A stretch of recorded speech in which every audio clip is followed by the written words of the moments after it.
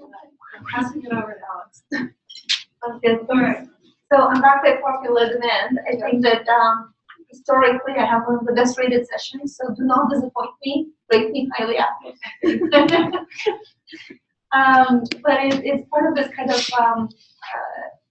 startup world is the big notion of pay it forward, and I was a huge beneficiary from this program. I think it was a huge impact of how we developed as entrepreneurs and that what we ended up doing. And so the mentors who came out and helped me did a great job, and I really want to do and make the most useful session for you today if possible. So most of you I don't know, some of you I do know, but everyone please ask your questions. Now is a good time. If you have a follow-up question, my email is available with Angie, and I'm very good at a quick reply. Like if you have like a very specific question, sometimes I get this generic of like, what's your most successful path as an entrepreneur? Like it kind of depends on the stage, time, and it's too vague of a thing. But if you have a specific thing, I might know somebody else who's working on exactly what you're working on or help in some other ways. And so don't hesitate. The worst case scenario is don't hear from people. Best case scenario is you discover something awesome. So can everybody hear me on the camera, online? People from not in Vancouver? So your job is to email questions to Angie and Rachel if you have them. Every year we get usually 1 or 2, and they're usually excellent. So do not disappoint me on the camera. So a little bit about me and my company and why you should actually listen to all of this is I'm a physician. I have a license to heal. I'm fully licensed family practitioner. I've done a lot of e-health stuff. I was chief medical officer of Medeo as well, if you have seen the telehealth platform. But I, in 2011, decided I was going to become an entrepreneur, not just any type of entrepreneur, but a tech entrepreneur. And so, very different space than being an executive and leading $100 million implementations of electronic health records. Restart, kind of learn from scratch, walk around, and people will be like, what is this? And like, I have no idea. So, complete newbie. And then somebody said, go register for the New Ventures BC program, and just kind of this last minute, we applied. We completely failed in our first year. All of our 4 judges said that, horrible idea, it will never work. And so it was fine. But I met some other people through the competition who are now some of my best friends. So Lisa Fraser, who's not best, was a contestant the same year, Jay Garavella. So you keep running into, like, some of you are going to run into each other again and again and again because it's all kind of starting at the same time. If your idea takes off, you'll meet each other, and if you're persistent, you'll meet the people with a second idea. And so the second year when we applied, I had kind of explored enough of the startup world to say I'm actually serious about doing something in this space, and I had more of an idea, I had a business partner, and we said, we really would like to go through this competition and see what it's all about and just submit. And then in this very room, I met our 3 mentors, which you get Top 25. The top 25 get the 3 mentors. So we made it to the top 25 the second year round. And then the 3 mentors we had were entrepreneurs. So Daryl Hatton, the fundraiser, was one of them.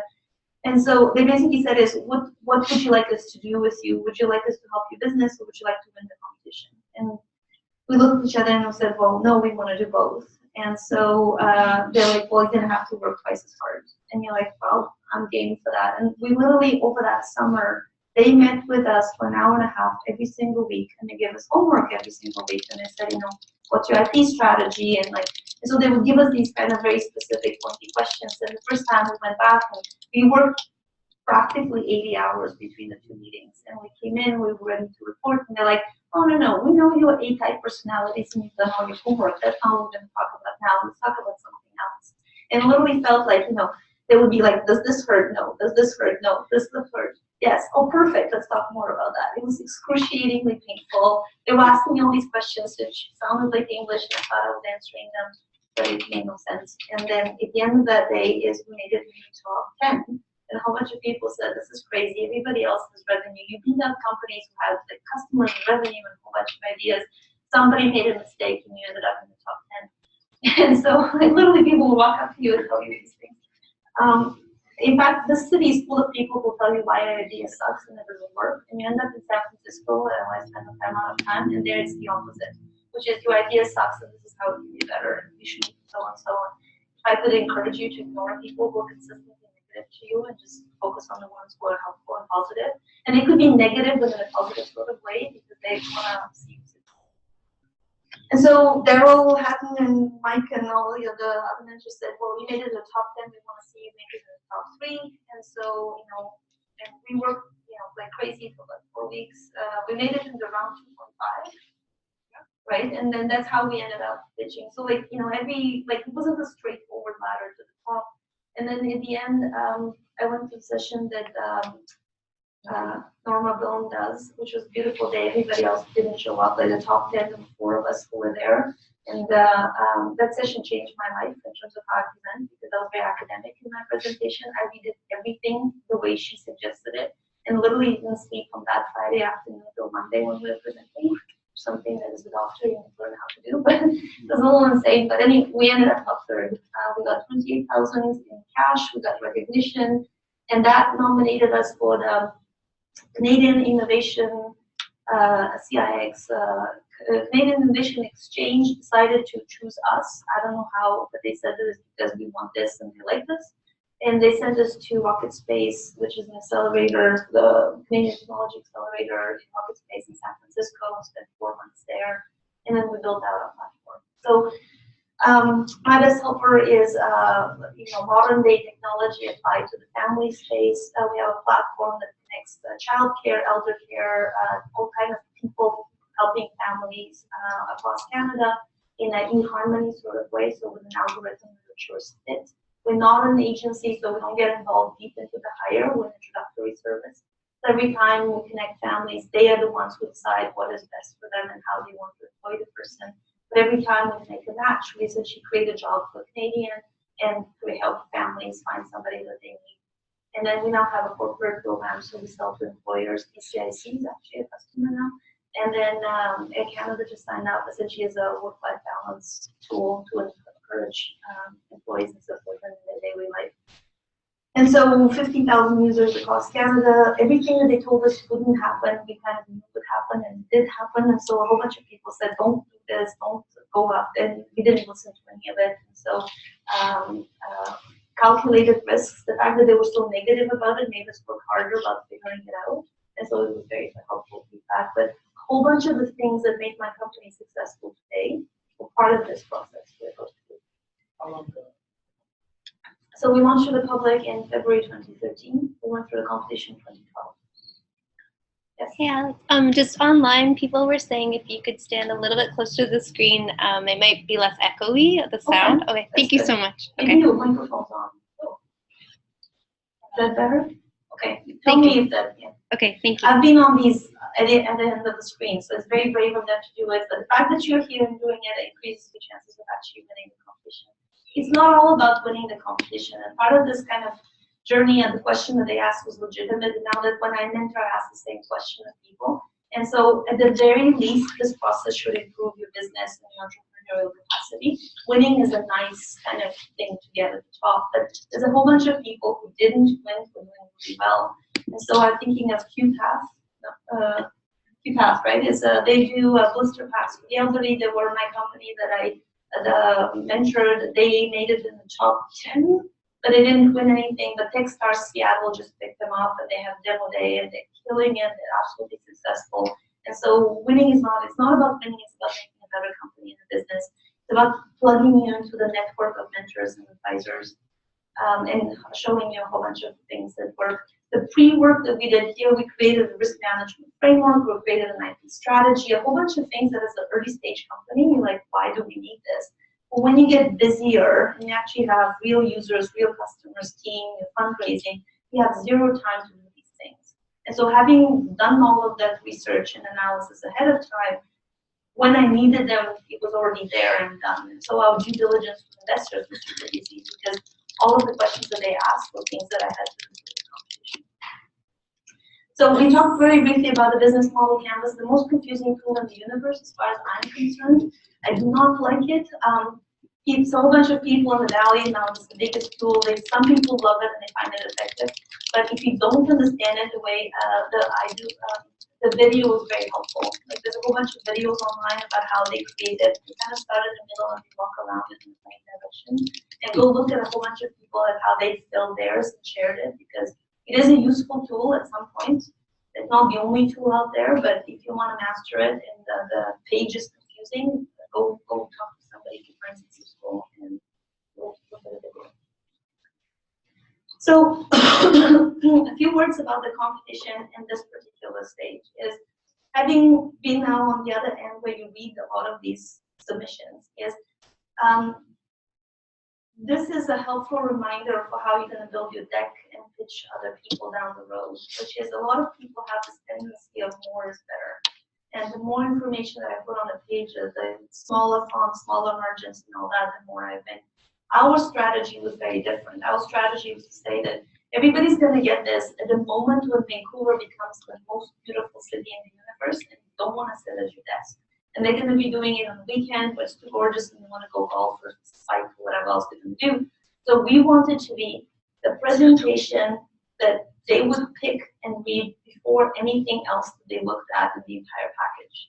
We wanted to be the one where if you put 120, 150 people in our cohort, you know, if they all put them out like this flat on the table, ours would be the one that they'll be like, oh, this one looks like something I want to read.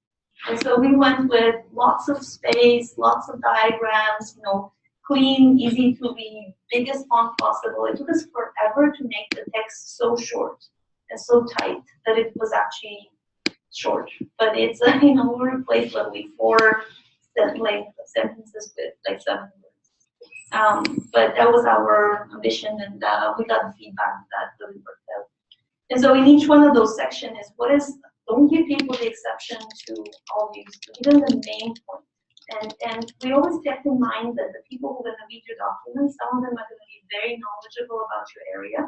You don't want to insult them by saying things that may not be true or that they may disagree with. Then you're going to have a whole bunch of people who've never heard about your process at all. And they're more asked to evaluate you because they're business people and they want to evaluate the feasibility of your business. It doesn't matter what you're doing, but how good of a company are you actually building. And so we always erred on the side of giving a sentence to kind of give people like that a bit of more of a positioning and giving them a data point that allows them to understand that space better. So for example, myBestHelper, one of the things that most people think of when you say babysitting, it's small dollars, you know, some teenager in my neighborhood doing it. The reality is nowadays, those teenagers are busy doing sports and after school activities. They're not interested in babysitting anymore. And so babysitting, also parents are more anxious and they want somebody who's older. And so all of our babysitters are older than 18. They make way more than they would at Starbucks, right? It's $12 to $18 an hour. And so that information was important material. And even though they asked you to fill in the document, we essentially made these beautiful, almost PowerPoint slide-like. There were call-outs and diagrams and like beautiful data like it almost looked like an early infographic version. Because nothing in the submission deadlines said that we couldn't do this. Like the format is up to us as long as it fits into the 4 pages, what and how you submit it to your choice. So the product and the service is always describe what are you currently doing and where would you like to go. And so part of the New Ventures BC, it's a business competition looking for innovative, forward-thinking ideas. We understand that at the beginning the idea has to be small and might not look like very exciting, but give people a sense of where you're going to go. And I think this is how we beat out a whole bunch of people who had business and revenues and customers, because we had a very clear plan of what our company is going to look like in 3 years and 5 years, and it was a credible plan in terms of you're going to start with childcare first and then expand from there. You're going to start childcare in Vancouver and expand geographically. And so very, very systematic and stepwise. This is where we are right now in stage 1. This is what we're going to do afterwards. I think that's good for product and service. So the intellectual property is something that is very important for the competition. For some industries, it really doesn't matter. And so the software industry, especially in the Valley and the US, will tell you that there was some sort of a law change thing that happened a couple of years ago. And so software patents essentially meaningless. They're not enforceable. It doesn't really matter. And so in the Valley, at least, investors are not as knowledgeable about IP when the software product. But here, especially hardware or other things, IP matters. And so if you have a patent and you're filing it, mention that. If you're planning to do something different that makes your idea defensible, is also important to mention that.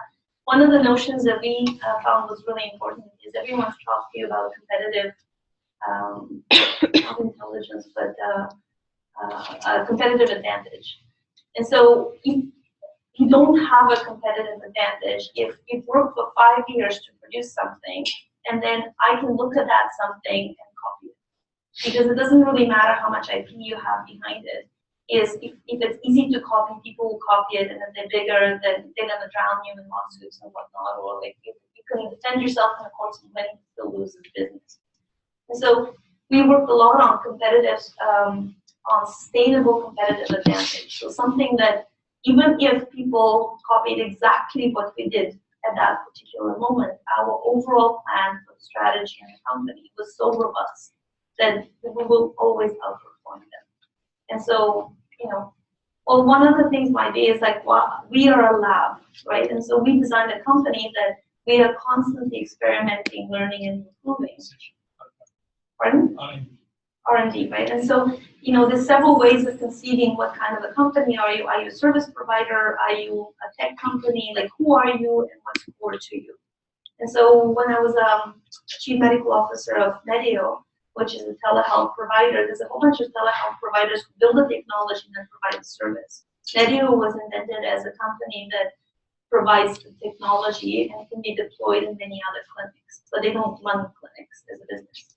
And so knowing very clearly which part and what we do. And so we were like, we're going to be the killer app. We're going to be technology on par with what Twitter and Facebook and all the other companies are offering, but applied to a family space. No one has really done that before. Which means also we keep up with the latest technology, constantly evolve, we're on top of the newest marketing techniques. And so that was one of our core strengths. So a team is a very, very big one. So a lot of times people say, well, yes, sorry. Last question. Yes. Sorry, I didn't get that. So how did you protect your idea? Did you have a patent? We didn't have a patent. That was considered to be one of the weaker elements of our strategy. We put in a risk management strategy instead, where there's a whole bunch of things around our algorithm that are proprietary, and we have a system to protect that knowledge. And so that was sufficient. But you had, like, that sentence, there's a lot of things packed into it. And there's a whole slide that went in the presentation, and the question constantly got asked. But not just saying is like, well, we're going to use secrecy. That's not enough. Like, you need to have a system in place that people can get to your algorithm which you built in. Sorry, go ahead. Hey, Alexandra, thanks for coming today, for starters. You talked a little bit about, obviously your key was going to be your team and the level of service that you would bring to every relationship throughout your business plan as you scaled it through. Where did you work that in? What questions? Have you probably subtly worked it in and reinforced it, in a number of points? Did you put that in early on in question one, or did you start more in sort of chapter 5 on where they start to pay attention? You set a tone, like, look, we've got a good idea. Here's our strategy. So we're in a case where if you're granted IP for the Australian patent, we have further filings. All that does is, it just gives us a ticket for litigation, large multinationals. So what we need to convey is a clear strategy around service. Okay. So I'll try to repeat the question so everybody can hear it. But the question is like, where and how do you answer a given? If you have a message that you want to reinforce, like where and how do you position it? And so that's an excellent question, and thank you for reminding me, because I was going to try and make sure that I mentioned that at some point in our talk. This is very similar to how you handle journalists and media. If any of you who have had media training, is you have to acknowledge the question, but you can choose not to answer it, or you can choose to answer it differently, right? And so acknowledging the question is important, because otherwise you look like an asshole. I swear often, but that one's appropriate. You just want to say that I understand what you're asking, but you want to essentially help the person asking the question get an answer that helps them understand better. And so in the question of IP, for example, as we actually said, is we chose not to do patents. It's not that we forgot to answer the question, but we acknowledged that they thought it was important, but we chose to disregard it, and this is why. The other thing is that with spacing and whatnot, is we literally, like if we had we had 3 core messages, and I forget what they were at the time. So we always do that with every presentation. Anything you do is you kind of choose your messages and you have them at home. And so we wanted, at the end of the day, for them to think about family space is big, our technology is awesome, we're really credible people. I think those are our words. And so in every question, you then filter that and you say, what could I say here that reinforces that idea, that doesn't distract them or take them to something different? Question? I'm amazed why you didn't do any patent. But the question is now, for example, we do patent, let's say your market share will be 10%. So when somebody copy your idea exactly, there's so many copiers. Now your 10 is not 10 anymore. Have you calculated how much losses you're going to lose from the copiers? Or how do you overcome that? So talk to a patent lawyer, not a patent lawyer, and you just have an IP session, so they may have told you something different. But we went to see essentially, when you're an entrepreneur, this is a hack or a quick thing, which is if you want to know who the best provider is, find somebody you really like and admire in your industry, because a patent lawyer is not a patent lawyer, is not a patent lawyer. So we basically said to Seattle, which is down the road from us, so when I was there, I interviewed people I met who I liked from that space.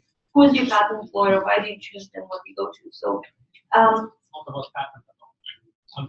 My question is, the idea from the patent is to protect whatever service or product you give your clients.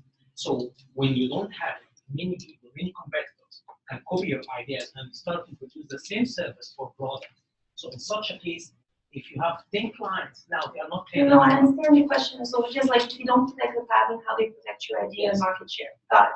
Okay. So the reason I was talking about the patent is not my kind of opinion, but it's somebody else. So Adam Phillip is the lawyer for patents in Seattle. He reviewed all of the situation. His recommendation in the end, this wasn't before we submitted, and we eventually found him. We still don't have patents because they're not enforceable in software. We're in an industry where the patent wouldn't make us any more defensible to anyone else. There are hardware provisions and whatnot where that is still the case, and you should definitely file patents in life sciences. You should probably definitely file a patent, but in our space, it gives you zero advantage today. That wasn't the case 10 years ago. So 10 years ago, we would have filed a patent, but right now it doesn't matter. So, and even if you have a patent, you can still have somebody copy you, and if they're bigger than you are, then it's a problem because go prove it in front of the courts. So I was going to talk about team unless there were other questions. Cool. So team is really important because the one thing you see often is I have a LinkedIn post about the 10 ways to fail your first impression with an investor, and one of them they used to say is I'm it. It is like I can do it all. I'm one of those kind of guru people that can just build a company from scratch, and the other one is I'm going to own 1% of this market. You don't win kind of a big business startup competition if you're not ambitious. And so, if you don't want to kind of be maybe not own it all, but be the dominant brand name or whatnot,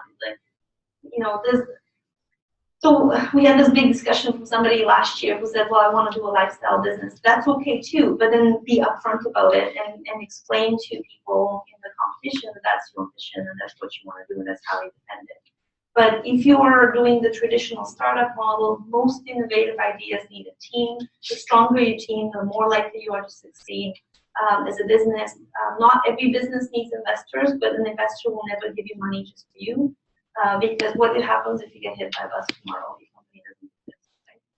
And so having a team is really important. If you don't have a team in place, identifying who are the people that you're going to hire first. If I gave you $500,000 today, who are the types of people you would look for?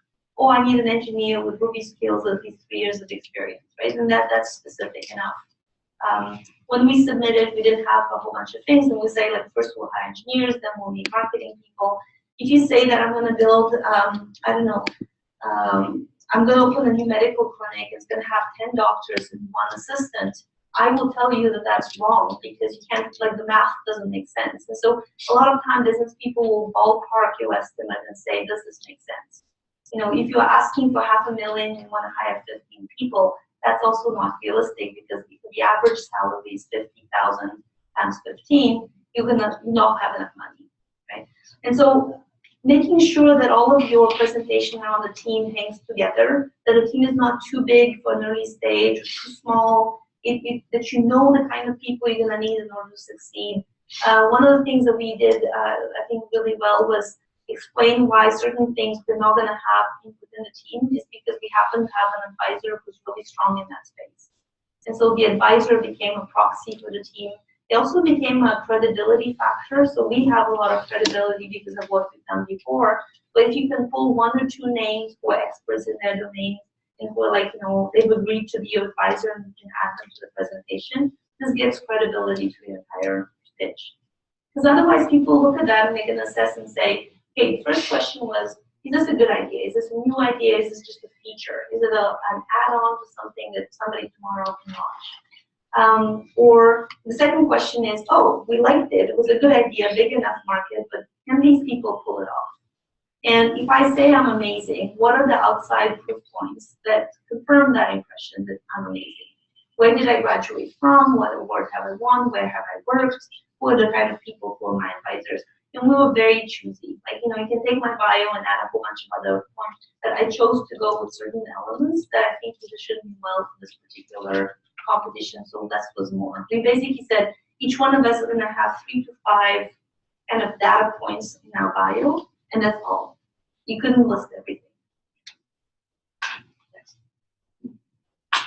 So research is really, really important. Yeah, this question. One to follow up on the team there. If you're coming in where you're trying to keep your burn rate to $1 more, you've got a solid team of advisors.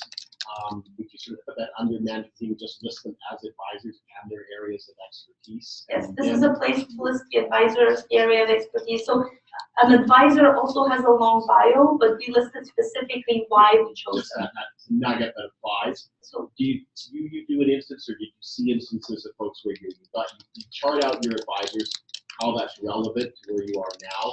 Did you see folks put in a diagram with the potential hire? They say we're going to hire a full stack. We're going to hire a product manager that's got X. Or is that a little too granular? The question is, how granular do you go in the description of team and advisors? And so, again, earlier stage, like we didn't want to overwhelm and kind of assume, like, we don't describe the company at 30 people. We described it at kind of the most immediate phase. So there's 2 of us as co-founders. I think we listed 3 advisors, and we said we would hire these 3 people. And that was it. And short and sweet. So research. And so, again, an incredible number of research options, data points, but find something that to an educated person would be credible, who knows your space, and who are like, oh, they're quoting the right authority. But something also that will help somebody who doesn't know anything about your space say, oh, I get it. And so, if Harvard Business said it, and then Health Canada repeated it, and Ivy Business School said it too, pick the one that to your audience will be the most credible. Pick the one that makes sense most in the domain. So if I'm talking about healthcare, Health Canada would make more sense than Harvard Business, right? But if I'm talking a business concept, then Harvard Business wins. And so it kind of depends on which data point they're going to use. We basically said is to create an impression for them to understand our space, we needed to give them 3 to 5 credible facts.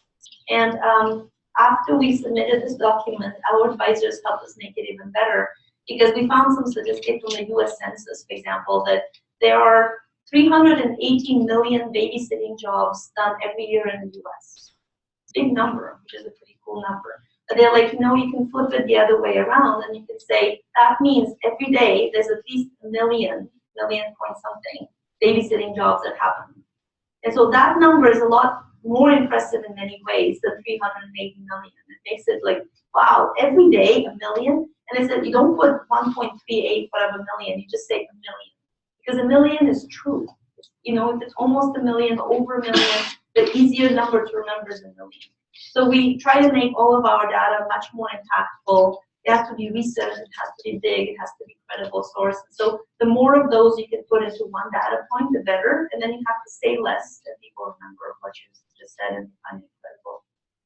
That makes sense? Who's your customer? This is a very, very important question. Target market, I think there's a whole section somebody did in our year on this element. There was a presentation. Is that still happening? Yes, I think it already happened. It already happened. So I mean, data here is super important because a lot of people misunderstand this question. They go with demographics. So like, it's a woman, she's 30 to 50 years old or whatever else it is. But, who's the target customer of Airbnb? Does anybody know?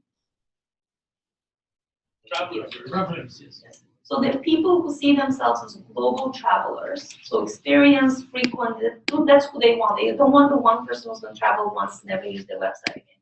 So it's a global traveler who wants to feel like a local, right? And so that's their market.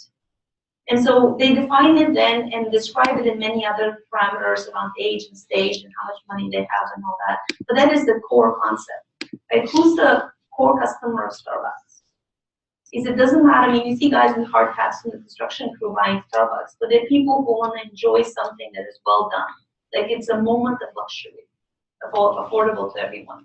And so is that kind of, you don't get to that point immediately, but it's everybody might buy your product, but you win if a certain group of people say, I love coming to your store, even if I don't have to purchase anything. Like IKEA, right? I don't know how many people here hang out in IKEA on the weekend, but there's a whole group of people who show up at IKEA and they just enjoy the experience. I have friends who call me and they're like, I'm going to IKEA to just be there, right? And so if you identify who your core customer who's going to say, oh my God, I love this, and then you describe them really well, like where they hang out, how are you going to find them, your business is going to run. Because everything else is an enabler.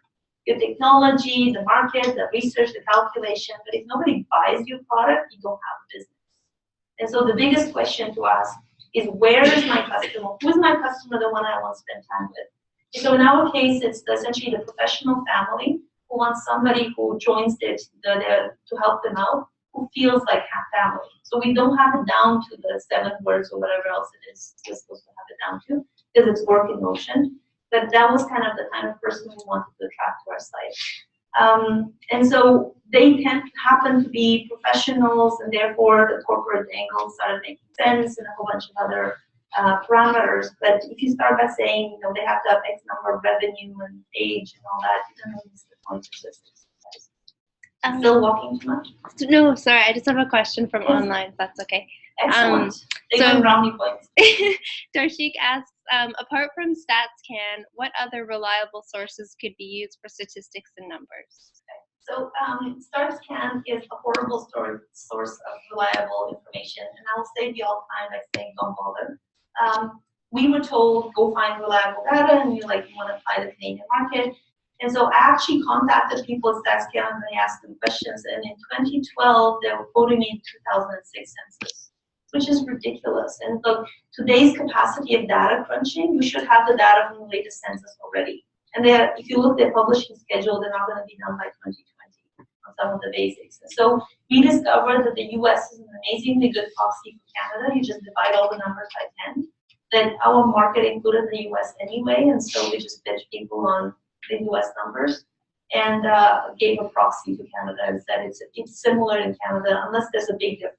Like if you're doing healthcare, our system being publicly funded and divided into 12 little pieces makes a difference. But for a whole bunch of other businesses, you just approximate. And the US Census data and the research around, there's tons of free reports available online that can give you that information. But I actually called Stats Canada and asked to the specialists who are specialists in the whole elder care and child care space, and they couldn't answer any of the questions that I had. Just go back to the 1 second. And so barriers to market entry is a big important one. Is like, how would you make this defensible? Very, very important question. So identify who would use you and why would they remain a customer. And the bigger the barrier, the better. Because once they're yours, then you're going to keep them. So how we answer this on a practical level is we literally kind of started out and answered a whole bunch of these questions. Then we figured out how can you make the shortest answer in the same section. And we literally took a document that ended up being 10 pages long and crunched it back into something shorter. And so alliances and industry value chain is really important. It's kind of the ecosystem of your space of who buys from whom, who are the other players, and we actually drew a diagram to answer this question as opposed to try and write it out. Alliances and natural partnerships, like with other groups, would help you grow faster. Other word for that is channels, if you've heard that. And so in the case of QPath, the channels were pharmacies. And so it makes no sense for them to go and try everybody who is multi-medication blister packs. It makes more sense for them to actually go out and find a whole bunch of pharmacies who could sell that as a value add to their customers. And so having proof from your alliances is even better than you saying, I'm going to go and talk to a whole bunch of people. And so a lot of times people imagine that they need to start with something complicated, but I just introduced somebody to Starbucks Canada. And essentially, don't go talk to Seattle and Starbucks because they're divided by regions. And so find their West Coast rep, get them to introduce you to the Canadian rep, and then they will ask permission from the mothership if they need to. But I was advising somebody with a banking product, go talk to your bank teller at the bank that you bank at, right? As they have a director, they want to please the local economy. Everybody now has this mandate of supporting local. We needed to talk to somebody in the hotel industry and say, you know, would travelers want to have childcare on occasion? And so I put it on my LinkedIn, and somebody with best childhood friends, their kids have been going to the same camp as the director of the Best Western. And the Best Western director is currently the chair of all the Best Westerns all over the world at their whatever directors club. And so that was an amazing introduction, but it was completely random. And so the more of these kind of quick tests you can do now, that essentially is like, I've actually talked to somebody in the place that I want to have an alliance, and this is not entirely out of the question. You don't have to have the agreement signed, but if you have a quote from that person, or you can indicate that you've done it, it indicates more seriousness than somebody who says, I plan to reach out to all of these different places. Are we doing the time? 10 minutes? Okay. So competition is really important. Don't say you don't have any competition. That was the third thing of the top 10 ways of failing. If nobody else does it, I'm the only one. Because it technically means one of three things. Is you haven't done your research. You don't understand your space or your customer, because you know, if you think that people are not solving that problem today in some other way, you're absolutely wrong. Which is the third thing, is there's no problem. You're not solving a problem that anybody has. And so either your space is tiny and meaningless, or you don't understand what your customers are doing today, or you don't have judgment and you don't understand who your competitors are. And so in our case, for example, 9 out of 10 parents still look for childcare by asking their neighbors, including in conflicts list, or asking other people around. Right? And so our biggest competitor is in fact word of mouth. But we have competitors for companies in that space emerging and building out. And so we acknowledge both. And so listing who your competitors are, choosing 1 or 2 or 3 big names, and explaining clearly why you're very different and what they're trying to do, and why they couldn't add and change whatever they're doing today by seeing what you've done and just transforming their own business is really important. Competitive matrix, maybe? Yes, so that's another place where we just put a graph. And so that was a fun one. Again, New Ventures BC, round 2.5. One of the feedbacks is we had this grid that a lot of people put up, which is all of the competitors, all of the things that we do. And there was a whole bunch of bars, like, no, they don't offer that. And we were the ones with all the green checklists. Like, if you've seen those or you're planning to do it, don't. One of the feedback from the mentors was, you just gave me a big page on which it said no, no, no, no, no, no, no. And so as a human, I'm primed, when I see this, the answer at the end of your pitch for money is going to be no, no, no, no, no, no, no. So don't do that. And so choose the 1 or 2 aspects in which your product really matters. Right? And so, I don't know, in the case of Netflix, it may be the convenience and choice of movies, right? And so they have a whole bunch of other things that they do, but those are 2 big reasons why they won against Blockbuster. And so choose the things that you think matter the most to your customer, that you excel at, and then position everybody else relative to those 2. And then you can choose to do it this way and kind of have a graph of 0 to whatever 100. You can do the cross and put everybody into different cohorts. Is that Yeah. where you had the graph in the competition section? Okay. Yes. That and the other one was before that, the value chain. You know, we just mapped out the ecosystem of how the process is. And anytime you can do it visually, it helps. And I'm not a believer in redoing things many times. And so a lot of these visuals we're still using in our pitch decks. And so we developed them once and we keep improving them. But it was the same kind of thing that ended up in the presentation and ended up in the final presentation. So these graphs are going to help you again and again and again. I have one quick question also regarding the barrier market. I didn't catch what you be putting there for barrier market. I mean, so one barrier might be a patent. Right. Another barrier might be an alliance with somebody else who use the declared product, and therefore the sales cycle being very long, an insider knowledge, and somebody who is, you know, who will get introduced to the CEO who's already promised to users, and it will take people, you know, 18 years to develop what you developed because of X, Y, Z. We have the only PhDs in the quantum software space. Okay. There's one question in the back, one question here, and one question afterwards. So question in the back. Yes? No? I saw a hand go up. Yes? Yeah, so in terms of barriers to, would that be also the size of your competitor or economy of scale? The size of your competitor in terms of them being a very big one? Yes, so a barrier is the size of the competitor. I mean, so in most industries, there's this false impression that the first company to enter it wins. But, you know, the first website browser was Netscape, Google won. You know, the first, the Yahoo search was also present. But, I mean, so typically there's generations in software. And so, in dating, there was Match.com, then eHarmony appeared. And so, you know, if you have a huge competitor, positioning and explaining why the timing in the industry has reached a stage where they're too big to adapt.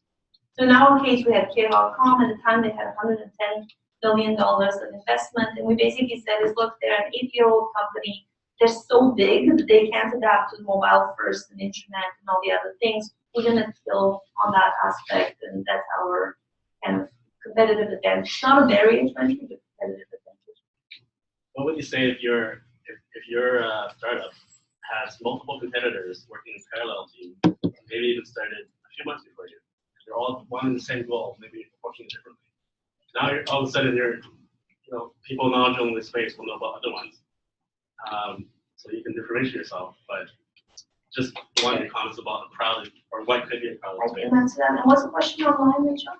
It's just, are there samples for the round 2 document that they can look at? I think that's the question that comes up. I'm not aware of any. No. And plus, it's like copying somebody who's a super athlete. It's like you kind of have to run. You can't just kind of say, well, I want to wear the same clothes, right? The product is the process is the most important part. Right? Is you need to think through, and each document I've seen is completely different at the end. That needs to be your document. It needs to be your work on that. Crowded marketplace, very quickly, is most marketplaces, if they're any good, are crowded. The ones that are difficult are the ones where there's one big brand name that owns it all and everybody knows. In our case, we wanted to take on Care.com because it's not a whole household name. We actually interviewed like 200 people. I would travel and talk to the people at the airplane, at the restaurant, and like, how do you find childcare? They say, well, word of mouth. I say, have you heard of Care.com? Care what? And you're like, perfect, right? Is they're big, but the marketplace is bigger, we're gonna win, right? And so something like that. If you have an angle that makes you unique, so the monthly delivery box space is crazy, but our first CTO created Meowbox, which does monthly delivery for cats. Nobody had really done that. He excelled, bought his 3 competitors, now he's the main in that space. How you said your competitor too big to adapt with you. Yes. How do you calculate this through financial statement? No, we basically said look, they've been around for 7 years, look at their current product. Everybody knows that once you reach a certain size, it's much more hard for you to switch because you're running an operation and introducing something new puts you at risk.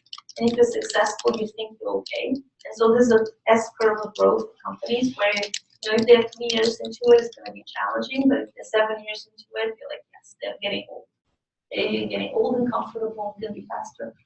Non-adoption, which is like, we always had a line of like, this is our first hypothesis, and this is the process we would follow to learn does it work or not work, and then adapt. And so everything you're going to write out today is probably not going to be true. Somebody compared startups to babies, to adulthood. So your baby doesn't look like what they're going to look like eventually. You don't know what they're going to look like. They don't know what they're going to look like, but you have a process to get them there. And so always identifying of like, this is my hypothesis, and if it doesn't work out, I'm going to do this.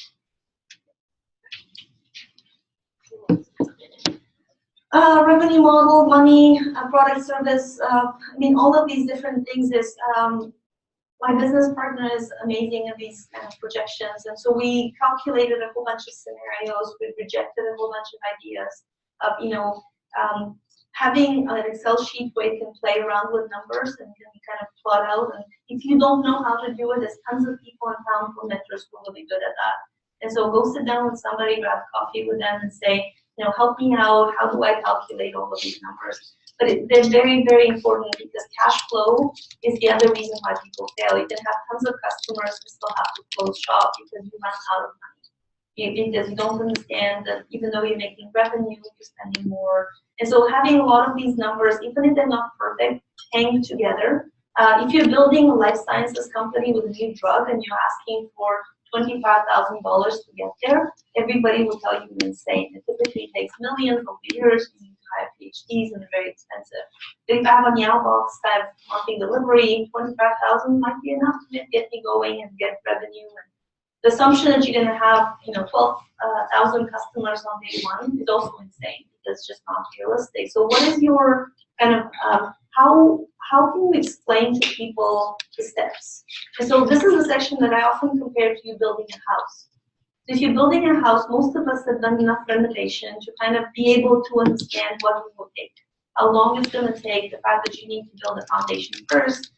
First floor, the first thing is the roof before you do anything else. You need to have plumbing and electricity, and all of these things make sense to you and they're very clear. Most of you who haven't done a business before don't have that same level of clarity around the business. Like, what are the things you're going to have to do, in what order, about how much it's going to cost, right? And so if I told you that I'm going to build in Vancouver a house for $10,000, you'll be like, that makes no sense, right? But if I say, well, I have $1 million, you're like, okay, that makes sense. I'm going to hire 2 people and build it in 2 months. Again, it doesn't make sense. And so having a lot of these tight numbers in your head about, X number of customers, they're going to grow, most businesses grow 20 to 30% month over month, sometimes 2 or 3 times. But if you think you're going to grow that fast, why? How? Who are the alliances? What is your secret knowledge of getting there? And so the assumptions are very important. You may be wrong about your assumptions, and we were wrong, and a whole bunch of other people are wrong. But it's almost like there's math problems in school. Your outcome and the result may be wrong, but because you follow the process, you get partial marks. And so this is very similar to that. Okay, risks, big one. Most startups don't do a good job with that. My husband happens to be an enterprise risk management expert, so we had a whole risk management framework. Because if you think it's important for big companies, it's really important for small companies. One quick thing is, like, we took on life insurance, both my partner and I, for the business, for us, before we took on money from friends, family, and investors. Because if something happens to the 2 of us, we have insurance, and this might continue, but there will be a setback, and we wanted to make sure that there will be. So it's like $300 a year if you're young and healthy, and so it's not a huge expense, but it was a huge reassurance. How do you back up documents? Where are they? If you have a fire, a very quick assessment of what are the things that can happen that will be a huge setback to you as a business, the people that work for you. How do you protect yourself against those things? How much cash would you like to have in place in case your initial assumption doesn't work out and takes longer? So a few words about that here is helpful, but building that into your business is really important. Quickly talk about financial model. So many different financial models. The financial model for each industry is completely different. So the question is the following. Is your company doing something that's similar to someone else, and you can take their financial model and assume a whole bunch of things about yours? And so if you're doing something that is a variation of a known thing, go look at how fast they grew. In our space, we said dating companies are very similar. We're going to make the assumption that we're going to be somewhat similar because it's online adoption of a technology tool by people or something having to do with people. And so if you're in a different industry, find somebody who is a proxy, similar, analog, and look at their numbers and their trajectory and say, you know, they started 5 years ago, we could be faster today, and that's why we're making the numbers better. But always base your assumptions based on something else that you've seen somewhere else, because then it's easier to defend it. How to get your numbers? These normally drive the information. A lot of the companies are public, and so, right? Tons of presentations online from pitch days from other spaces. And so, you know, if you Google pitches, San Francisco, any demo day, Techstars, and all that other stuff. And so that information they put up on the slide, and you can use it and say, sometimes you call people up. And so I've called people who are dating CEOs who are very, very generous. Don't often think about the CEO. Sometimes VP sales or whatever is a good person who will talk to you. If they don't see you as directly competitive, they'll be super helpful. A good resource right now I've used a few times is Front Funder. You can just like go in as an investor, and then you can read people's like pitch decks and financials and things, and they give you a good template. I've actually used that to kind of work on templates and come up with ideas. That's the last question. Yes, there's a question about financial how was exit strategy? Did you have any? That's a great question, Exit. And what's the question online? Someone would like to know if you should include in your submission links to press that you've received. So I mean, we didn't include links at the time. Again, part of being an entrepreneur is you break rules. So I kind of said is I have to answer what I was asked, but I actually had an executive summary at the front of my thing because I thought it's like who wants to read a 4-page document? Why don't I give like the 5 bullet points of what they should know at the beginning? And so going back to that, you hammer back the same message over and over. And so an exec summary is not a requirement, but it's not something that they said you couldn't include. I've seen one presentation that they had not a link, but they actually had a screenshot of the article heading with their name and the Globe and Mail, because that's awesome. As long as the rest of your answers, if you can fit that in, that's awesome. And some people put in the logo of the things that they've had. And so I think all of these options are possible. So that is definitely something that you can include. And a question in the back was about exit strategy. Oh, yes. So there's a person in town who's written the book on this, actually, Basil Peters, who's extremely helpful. And so he was one of the mentors, the speakers at New Ventures BC. And so I got a chance to ask him the question, and he gave me the answer that I ended up quoting him on, but a little pitching. And so always have an exit strategy. Like it's super important. And so you need to know what your goal or dream is. And so for some people, it's I want to build a business that's going to give me ongoing revenue, like a lifestyle business. That's your exit strategy. So I don't want to grow it crazy. I wanted to build it in something that consistently give me revenue for the rest of my life. For some people, the exit strategy is I definitely want to build it out and sell it as quickly as possible. And so Repsily in town is a real estate listing service that got sold to Zillow.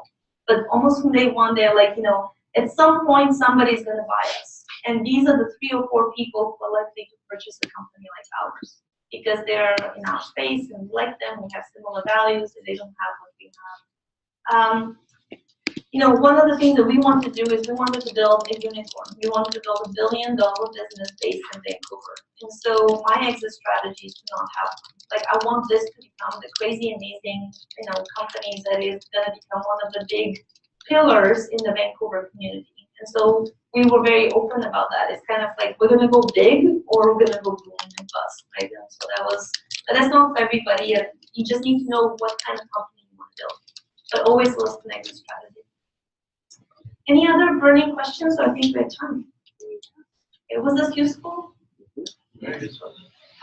Just a quick question regarding the customer segment or target market. You mentioned that don't go to the detail of the geographical location of the customer. But if, for example, you'd say your customers are professional families, lack of time, but also focused in, let's say, Vancouver. Well, you need to, so the question is about how do you describe your target market, and you need to kind of know where you're starting and where you're going. And so if you're building a series of daycare centers that are going to serve BC and Vancouver, you should definitely get a lot more description about that. Because we wanted to build a global business that was accessible everywhere. So the question we had to answer is, are families everywhere similar enough in their quest for childcare? And so if we just looked at Vancouver, we would have missed the question. I think that the entire process of New Ventures BC was awesome. Last time people said, can I send you the presentation? And I said, sure. And so if you send it to me, I will quickly scan it and I'll give you kind of the big, kind of, you know, too much detail or you're missing this or whatever. I'm happy to do that. I speed read, and so I'm really good at that sort of thing. You know, I'm not going to give you detailed comments, but if you want to kind of send it to me ahead of time and say, you know, am I missing something? It's interesting because it's kind of feedback for me. I think if you have to take away one thing from this is give people a document that they're going to want to read. Right? And so you can do everything else really well, do all of your research and all that. If somebody looks at this and they're like, you know, I need to have like energy and patience and force myself to read through this, you're not going to make it. And so give people something they're like, wow, this sounds like an interesting story. I'm curious to learn more about this space. I know nothing about it right now, but it's an opportunity to educate a whole bunch of people. People who are going to read you could become your investors, your advisors, your connectors, because I mean, they're pretty good at the competition to not show it to people who are going to be a competitor. So in 15 years, it's never happened. 17 years, I mean, it could always happen. And so a lot of people are very kind of afraid of competitors. So like, we know our competitors, we see them. We've been burned sometimes because they looked at everything we did and they just copied it and put a different color on it.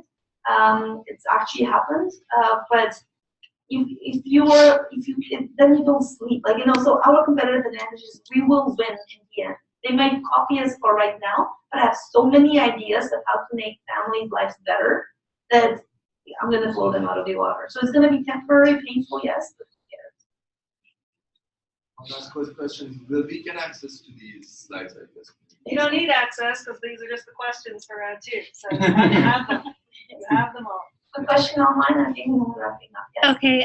When you first started out at the idea stage, did you worry about someone stealing your idea? And when would you say it is necessary to start using NDAs? And so that's actually a very important question, and bravo to the people. This is the most questions we've had online, which is brilliant. First of all, do not ask investors to sign an NDA because technically you can't remember. Like, you're going to send me a submission. I see so many submissions. I'm not going to remember your submission versus somebody else's submission. So I can honestly not honor an NDA. Right? And ideas a dime a dozen, execution is all that matters. And so if I told you that I'm going to start a chain of coffee shops, you have no idea how I'm going to pull it off, right? Because I haven't given you enough description. It's all about, can I actually produce a good cup of coffee and create an atmosphere that's lovely. We got that advice at the beginning. A whole bunch of people said, be more secretive and all that. And I was exact opposite. I literally would talk to anyone and everyone about my business all the time. Those 1,000 conversations that I had in the first 3 months have paid incredibly. Because then you go meet with investors and they're like, oh, this is never going to work. I have actually talked to 1,000 people who've given me 1,000 anecdotes of why they needed this product yesterday. And that's my kind of war chest. This is like the passion, the fuel of, I know I have customers. They have ideas, they have concepts and whatnot, but I've literally talked to so many people, and I know that my business is something that people want and would pay for. And so that random series of conversation led to so many, like I met the founder of Twitter, this Stone, because I talked to this woman at a stoplight in San Francisco, and I had a Startup Canada button. And she's like, oh, you're a startup, you're from Canada. And so next thing you know, it was 15 minutes later, I was talking to this Stone on Twitter, which is pretty crazy. And then he tweeted a picture that I took, and so the rest of it was crazy. Like, it was like, you just landed in San Francisco and you need this Stone. But it's like being an entrepreneur and loving what you do is obsessive. Arlene Dickinson has a book called All In. And she's like, you know, if you're Michelangelo in a painting, would somebody tell you stop painting? Like, no. So when you're so passionate, you end up talking about your business all the time to everyone and all. And people will give you ideas, they'll They'll tell you if your description is not clear. So by the time you pitch, it's super easy because I've pitched my business so many times. So I would just encourage you to go and talk to people about what you're doing. One last question, or should we wrap up? There's a quick question? Quick question? Okay, last question. Yeah, so 2 slides ago, you had a question on the slide about how you compare React to the competition of your product. So can you talk a little bit more about that? How I compare what, sorry? How your competitors will react to the introduction of your product. Right, and so, I mean, the most famous case of that in town is probably Later. It used to be known as Latergram. It was a hackathon product that essentially built Hootsuite for distributing Instagrams. And so the whole big question was, can somebody like Hootsuite to buffer develop that tomorrow? Right, and is that enough of a business to be a standalone business, or is that a feature that they could just add and offer to their existing products? And so it was a little bit of one of those chancy things. And so, the timing worked out, and the other ones were so busy with other ideas that they didn't quite pay attention. And so by the time Later had a whole bunch of brands using their product, they were legitimate, they had revenue, they had investors, they had the capacity to fight off. And so it's a little bit of that sort of a trade-off, is if somebody wakes up tomorrow and discovers what you're doing, is that such an easy thing for them to add to their existing base of customers? Or is there a way for you to protect yourself? Or are they so big that they're not likely to be able to pull it off? And so Google's currently working on your idea. I can guarantee you, I've been to the Googleplex. They have a whole bunch of people working on side projects and have teams on their apps. And so somebody at Google's doing it. Google's launched 1,000 products that have sucked and didn't go anywhere. And so just because they're working on it doesn't mean you should stop. You should just figure out how do you go do better than they do. Okay, 2 add-ons for you. Thank you very much first.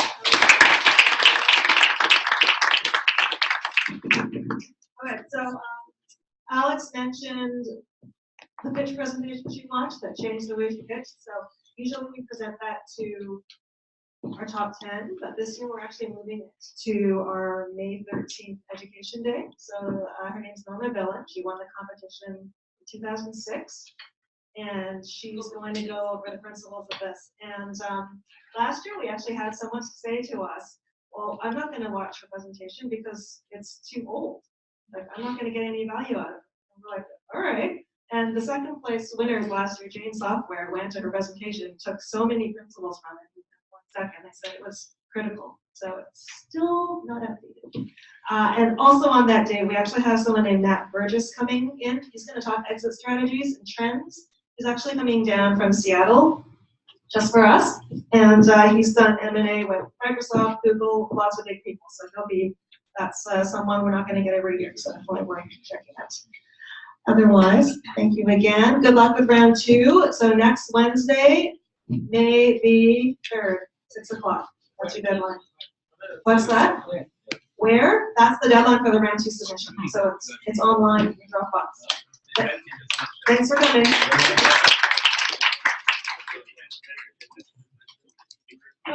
all on our website, unbc.com.